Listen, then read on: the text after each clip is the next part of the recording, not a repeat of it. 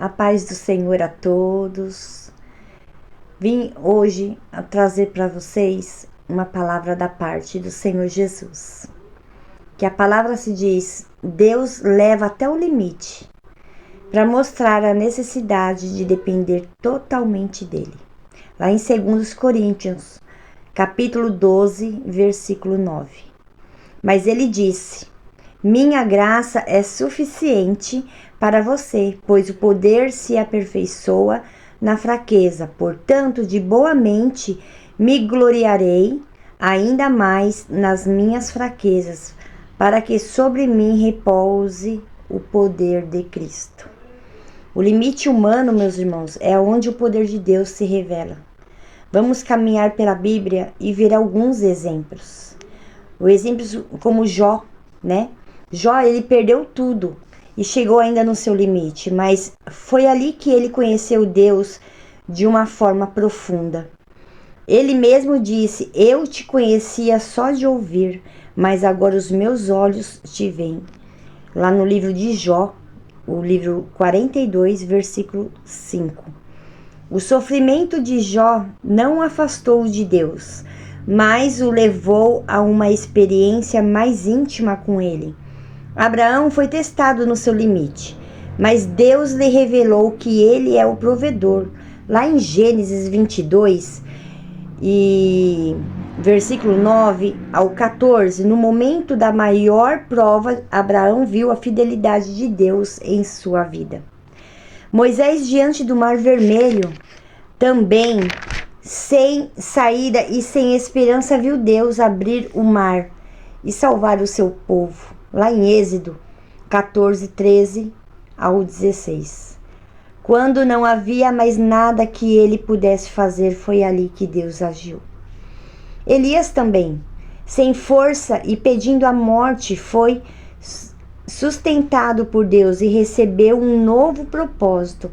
Lá no livro de Reis, capítulo 19, versículo do 4 ao 8, mesmo no limite da exaustão, Deus o fortaleceu e renovou a sua missão. A viúva de Sarepta, prestes a morrer de fome, experimentou o milagre da provisão de Deus por meio do profeta Elias. Lá no livro de 1 Reis, capítulo 17, versículo 12 ao 16, quando tudo parecia perdido, Deus fez o impossível acontecer. Os discípulos no barco, em meio à tempestade, só viram a calmaria quando clamaram a Jesus. Lá no livro de Mateus 8, 23 ao 27, o limite da tempestade foi o ponto onde o poder de Cristo se manifestou. A viúva de Naim, ao chorar pela morte de seu filho, viu Jesus restaurar a vida onde tudo parecia perdido. Lá no livro de Lucas, capítulo 7, o versículo 11 ao 15, está escrito que no limite da dor e da perda, Deus trouxe a solução. Paulo, com o espinho na carne, reconheceu que a graça de Deus era suficiente. Em sua fraqueza, lá em 2 Coríntios, capítulo 12, do 7 ao 10, no limite, ele experimentou o poder de Deus de forma sobrenatural. Você viu em cada um desses exemplos que foi no limite que Deus revelou a sua glória. São passagens bíblicas na qual relata o exemplo de cada pessoa teve um limite, teve um trabalhar, teve uma prova, né? Mas não teve desistência. Porque quando chegamos no limite, descobrimos que é Deus quem nos sustenta e nos dá a vitória. Quando o limite chega, meus irmãos, Deus começa a agir. Onde você vê o fim, ele diz: estou aqui.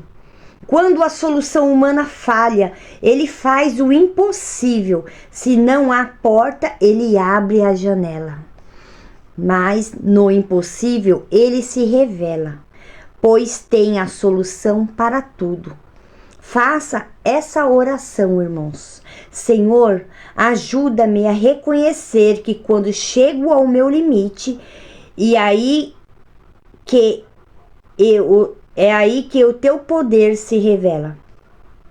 Pai, não é fácil, mas quero confiar plenamente em Ti, sabendo que Tu és capaz de fazer o impossível. Quando as minhas forças falharem, sei que a Tua graça é suficiente para mim.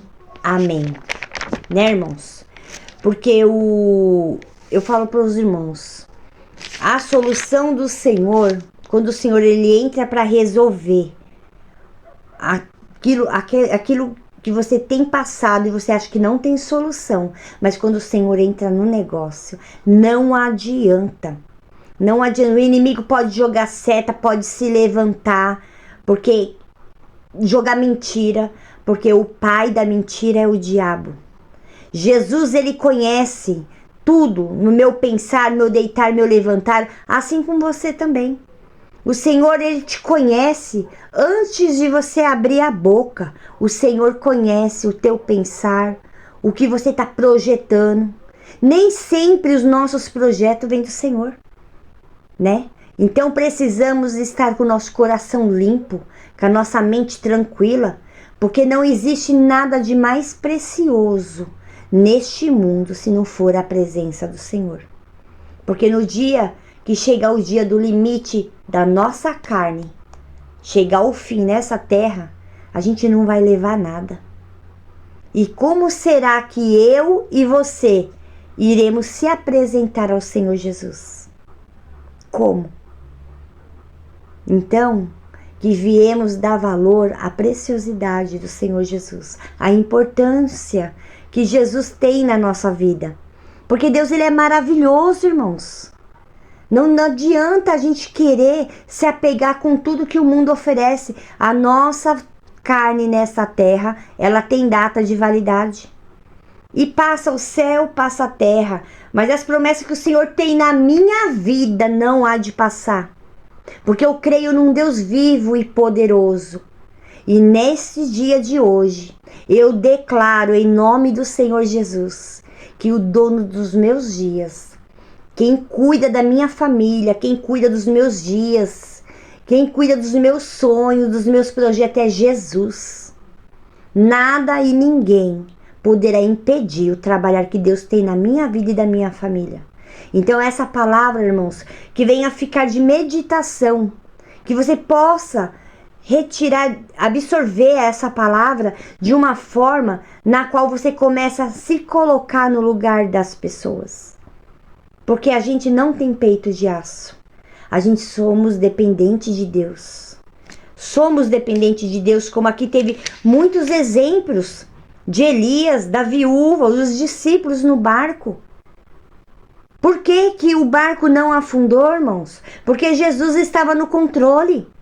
Quando a gente coloca Jesus no controle de qualquer situação que seja, não deves temer.